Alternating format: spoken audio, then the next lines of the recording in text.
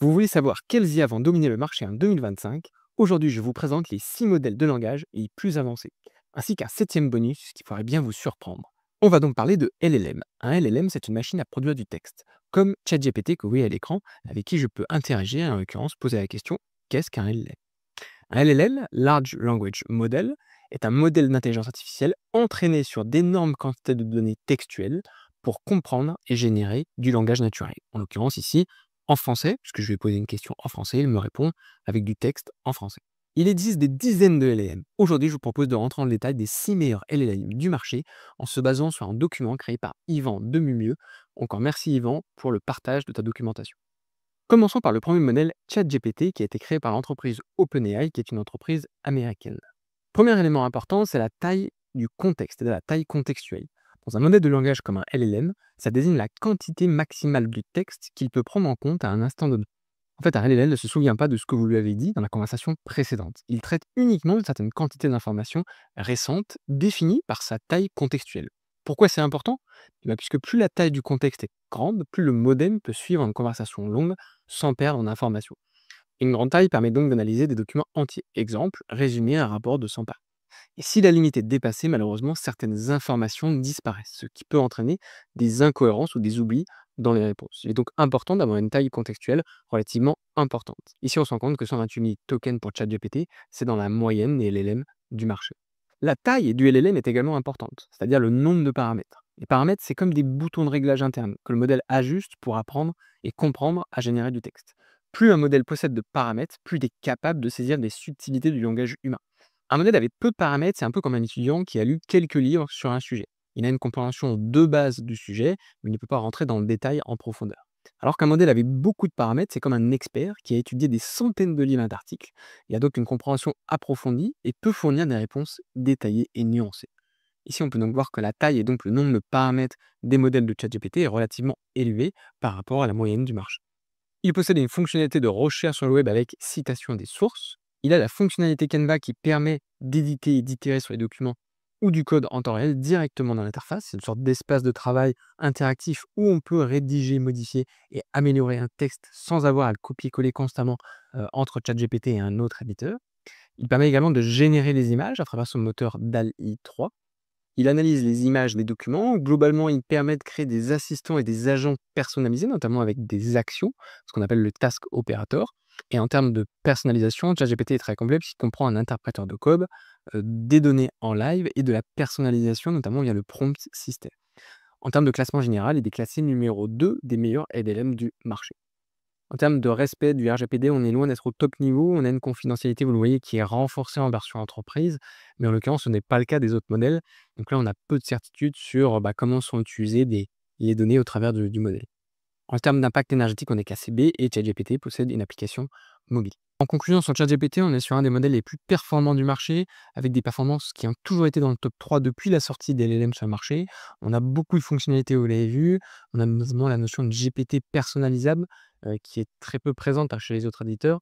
Une interface intuitive avec des options de personnalisation avancées et globalement des mises à jour qui sont relativement fréquentes. Au niveau des inconvénients, on a des hallucinations qui sont relativement fréquentes, pas mal de préoccupations sur la partie RGPD, un faible quota d'usage en gratuit, parce que vous savez, tous les outils que je présente sont disponibles en gratuit, mais en l'occurrence, ils ont des limitations. C'est notamment vrai pour ChatGPT l'après-midi, puisqu'en fait, c'est quand les Américains se réveillent et commencent à utiliser le ChatGPT, c'est là où on peut voir des performances qui sont relativement dégradées. Passons à Mistral, notre LLM national développé en France. Ici, on peut voir qu'on a accès au modèle de pointe de manière gratuite, ce qui est relativement intéressante. On a une taille de contexte qui est un petit peu en dessous de ce qu'on peut avoir sur le marché. Vous voyez, 32 000 à 128 000. Une taille de paramètres qui est relativement correcte, je dirais, avec 123 milliards de paramètres. Une recherche sur le web qui est possible, vous voyez, avec citation des sources. La partie Canva édition en ligne qui est disponible d'une manière gratuite, c'est la différence par rapport à ChatGPT. On peut générer des images grâce à un partenariat relativement récent avec Flux. On a de l'analyse d'images et de documents, ça c'est intéressant. L'assistant personnalisé, oui, c'est possible à travers les agents. Par contre, il y a pas la notion d'action qu'on avait avec ChatGPT. La partie interpréteur de code est disponible également. Par contre, vous voyez là, on a un ensemble de fonctionnalités qui ne sont pas présentes. Donc, les données en temps réel, la personnalisation de la mémoire. Au niveau du classement, on est classé 6e sur les classements LLM du marché. Par contre, au niveau du RGPD, on est 5 sur 5, vous voyez, compatible RGPD, même sur la partie gratuite, ça c'est super intéressant. Et autre point bonus, vous voyez, au niveau de l'impact énergétique, on est classé en A. Par contre, petit bémol, on n'a pas d'application mobile. Pour conclure sur Mistral, en termes d'avantages, on a un LLM qui est open source et non pas propriétaire comme les ChatGPT. Ça, c'est relativement intéressant, avec un respect de la vie privée qui est très présente et une compatibilité RGPD qui est disponible même en gratuit. On a un LLM qui est rapide et performant, gratuit, qui traite des conversations complexes et ambiguës. Les inconvénients, c'est qu'on est moins rapide en termes de performance, globalement, que les autres LLM du top 6. On a des fonctionnalités qui sont relativement limitées, vous l'avez vu, et surtout, on n'a pas de version d'application mobile. Troisième élément, on parle de Claude développé par la société Anthropic américaine cette fois-ci. On a une taille contextuelle qui est élevée à 200 000 tokens, donc ça c'est plutôt un point positif pour Claude. On a pareil une taille de paramètres du modèle qui est relativement élevée également, avec 300 milliards de paramètres. Il ne fait pas de recherche sur le web avec citation des sources, c'est dommage. Et vous voyez, de la même manière, il est également limité sur la partie Canva édition en ligne. Il n'y a pas de génération d'images non plus. Il peut par contre analyser des images et des documents que vous uploadez, mais il ne peut pas générer une image. Il a la partie assistant personnalisé, avec notamment la partie agent avec action. Et c'est notamment un des premiers à avoir sorti un agent qui prend le contrôle de votre ordinateur, en l'occurrence Computer Use. Il a les différentes fonctionnalités, vous voyez, interpréteur de code, live données en temps réel, personnalisation. Globalement, on est sur un des LLM les plus performants du marché. Il y a encore quelques mois, on était sur le meilleur LLM du moment, avec notamment la version 3.5 Sonnet, qui battait même des ChatGPT. Au niveau RGPD, on est un chouïa au-dessus de ChatGPT. En l'occurrence, la confidentialité ici est identique pour tous les modèles. Ça, c'est plutôt intéressant. Et au niveau impact énergétique, on est sur l'un des plus gros modèles, enfin avec le plus gros nombre de variables de marché. Forcément, on est classé G et on a une application mobile. Pour conclure sur Claude, on a globalement un style rédactionnel qui est moins robotique, plus naturel, c'est globalement assez intéressant. Une interface utilisateur qui reste voilà, épurée et intuitive. Et enfin, la partie éthique est globalement le point important, le point central de Claude, qui en effet a été créé en fait par des personnes qui travaillent chez OpenAI, qui ont créé cette structure pour créer un LLM qui soit plus éthique que ChatGPT. Au niveau des inconvénients, on n'a pas de recherche web, on a des informations qui sont bloquées à avril 2024, donc on n'a plus d'informations après cette date. On manque de fonctionnalités multimodales quand même, hein, c'est bien là où s'oriente le marché. Et enfin, il manque de pouvoir joindre plus de fichiers, notamment des fichiers plus volumineux. Passons à Gemini, qui est personnellement un de mes préférés, donc développé par Google en Amérique. On a une taille contextuelle qui est la plus élevée du marché. Vous voyez, 1 million de tokens, c'est super intéressant si vous voulez créer des articles, si vous voulez intégrer énormément d'informations et avoir des discussions longues avec lui. Au niveau des tailles de paramètres, évidemment, ça dépend du modèle. On y voyait entre 20 et 70 milliards. On fait de la recherche sur le web, ça c'est intéressant. On n'a pas de Canva d'édition en ligne, ça c'est dommage. On fait de la génération d'images avec Imagen 3. On a de l'analyse d'images et de documents, bien sûr. L'assistant personnalisé, notamment à travers le GEM, ça c'est la partie payant. Donc des agents avec action, bien sûr. Tout l'ensemble des fonctionnalités qui sont en dessous sont disponibles. Vous voyez, interpréteur de code, des données en temps réel, la personnalisation également. Et il est classé, alors je vous parle, le numéro 1 des LLM du marché. En termes de confidentialité des données RGPD, on est un petit peu comme ChatGPT, vous voyez, avec une confidentialité renforcée en version entreprise, donc pas génial. Au niveau impact énergétique, par contre, on est relativement bon puisqu'on est en A et on a une application mobile. Pour conclure sur Gemini, sa grosse force, c'est la multimodalité, donc c'est-à-dire l'interprétation, la compréhension et la génération donc, de textes, de vidéos, de liens, d'images. Il traite des grandes quantités d'informations, c'est ce que je vous disais, hein, plus d'1 million de tokens en contexte. L'intégration poussée avec les services de Google, c'est super intéressant, notamment la partie moteur de recherche. On attend avec impatience notamment la sortie du projet Mariner et la notion d'agent qui prend le contrôle directement de votre navigateur. Et enfin, on a une suite d'outils, Google Studio AI qui est super intéressante et gratuite, donc je vous invite vivement, à aller, vous renseigner du côté de Google Studio AI. Au niveau des inconvénients, on a des réponses qui sont parfois imprécises et une censure qui est établie. Passons de l'autre côté de l'hémisphère avec une entreprise chinoise DeepSeek, que vous avez dû en entendre parler, qui a développé et sorti un nouveau modèle R1 qui est très connu et très puissant. Donc, vous le voyez, on accède au modèle de pointe de manière gratuite avec DeepSeek, ça c'est tout l'intérêt. On a une taille de contexte qui est relativement faible, hein, 64 000 caractères. Par contre, on a une taille de paramètres qui est vraiment énorme. On est à plus de 600 milliards de paramètres, donc vous voyez le plus élevé du marché à l'heure où je parle. On a une recherche web avec des citations de sources, c'est plutôt intéressant. Et après, globalement, vous le voyez dans le tableau, on a quand même pas mal de limitations au niveau des fonctionnalités. Donc pas de Canva édition en ligne, pas de génération d'images, pas d'analyse d'images, documents oui, mais c'est que le début. Un assistant personnalisé qui n'est pas disponible, pas d'agent avec action non plus. On a l'interpréteur de code, mais malheureusement, on n'a pas tout ce qui est données en temps réel et personnalisation. Au niveau du classement, on est top 3, donc sur le podium, ce qui est relativement impressionnant étant donné que DeepSeek a utilisé 20 fois moins de ressources qu'un chat GPT.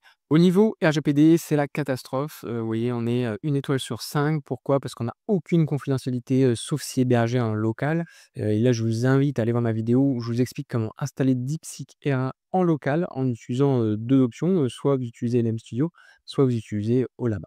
Au niveau de l'impact énergétique, on est relativement moyen, vous voyez, on est un C et on a une application mobile, ce qui est plutôt intéressant. Pour conclure sur DeepSeek, au niveau des avantages, on est sur un modèle qui est open source à l'instar de Mistral et qui est gratuit, donc ça c'est relativement intéressant. Il est globalement rapide, il est bien cassé face au modèle open source et propriétaire.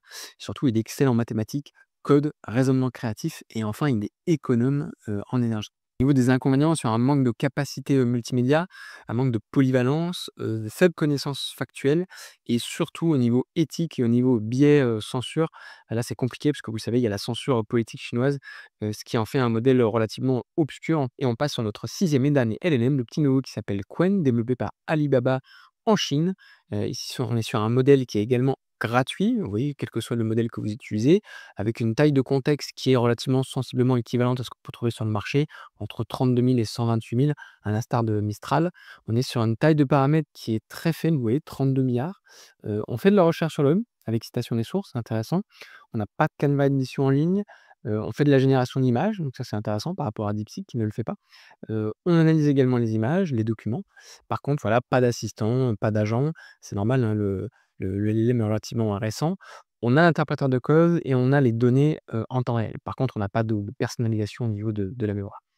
Et on est quand même sur un classement quatrième au niveau des meilleurs LLM du marché. En termes de RGPD, c'est un peu comme DeepSeek, on est vraiment pas bon, vous le voyez. On n'a aucune confidentialité, sauf si hébergé en local, encore une fois. Au niveau de l'impact énergétique, c'est intéressant, on est en A. Donc vous voyez, ça c'est plutôt une bonne chose pour Qwen. Et enfin, sur la partie application mobile, on n'en a pas. Donc ça, c'est un peu dommage, mais c'est normal parce que c'est relativement récent.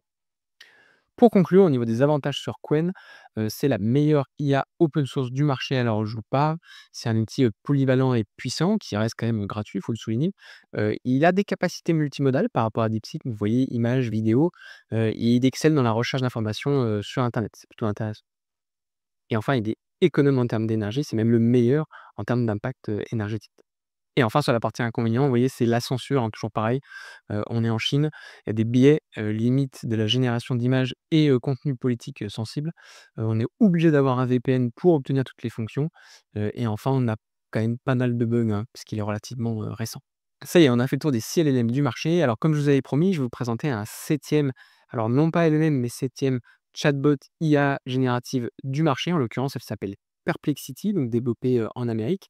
Perplexity, c'est donc un moteur de recherche conversationnel qui utilise des LLM pour répondre aux questions en s'appuyant sur des sources web tout en citant les liens correspondant dans ses réponses. Donc c'est très utile pour les cas d'usage du type étude de marché.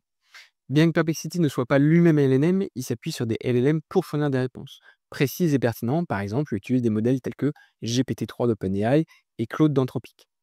Donc la grosse particularité de Perplexity par rapport aux autres, c'est sa capacité à rechercher sur le web et à vous retranscrire des sources d'informations pertinentes.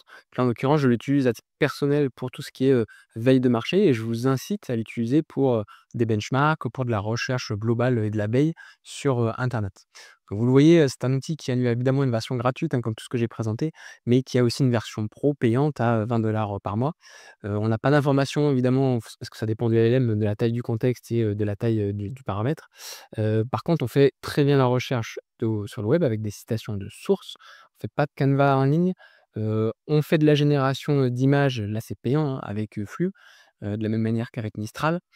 On n'a pas d'analyse d'image, mais on peut avoir de l'analyse de documents. On n'a pas la notion d'assistant personnalisé, c'est vraiment un cas d'usage, différent qu'on a ici. On a des agents avec action par contre, sur la partie, mobile. On n'a pas d'interpréteur de code, on a des données en temps réel, bien évidemment, et on n'a pas de personnalisation, non plus. Au niveau RGPD, on est comme un chat GPT, vous voyez, on a une confidentialité qui est relativement moyenne et qui est renforcée en version entreprise. Il n'y a pas une test sur la partie impact énergétique et on a une application, mobile. Pour terminer et pour conclure sur Perplexity, au niveau des avantages, c'est excellent pour la recherche d'informations, comme je vous le disais, sur le web, pour vos benchmarks, pour vos veilles, et notamment sur la partie agrégation de sources citées avec des réponses précises et synthétiques avec le LLM qui est derrière. L'inconvénient, c'est que c'est moins adapté pour le contenu créatif. On a une rédaction qui est plutôt, formelle, voire, presque robotique, mais bon, quand on fait de la veille, c'est ce qu'on cherche. C'est souvent assez court, ça peut manquer de recherche, multilingue, et c'est très peu multimodal, mais en même temps, c'est pas vraiment ce qu'on lui demande, à Perplexity dans son cas d'usage, principal. On arrive à la fin de la vidéo, merci d'être resté jusqu'à la fin. Dites-moi dans les commentaires quel LLM vous utilisez au quotidien, si vous en utilisez plusieurs. Personnellement, mes 2 préférés, ça reste Gemini pour le cas d'usage, je dirais assistant, quotidien, et Perplexity pour la partie, veille et étude de marché. Merci d'avoir regardé cette vidéo. Pour soutenir notre travail et si elle vous a plu, je vous invite à nous le dire dans les commentaires et à mettre un like. N'hésitez pas également à vous abonner et à activer les notifications pour ne pas louper le prochain tutoriel. Je vous dis à la semaine prochaine pour une nouvelle vidéo.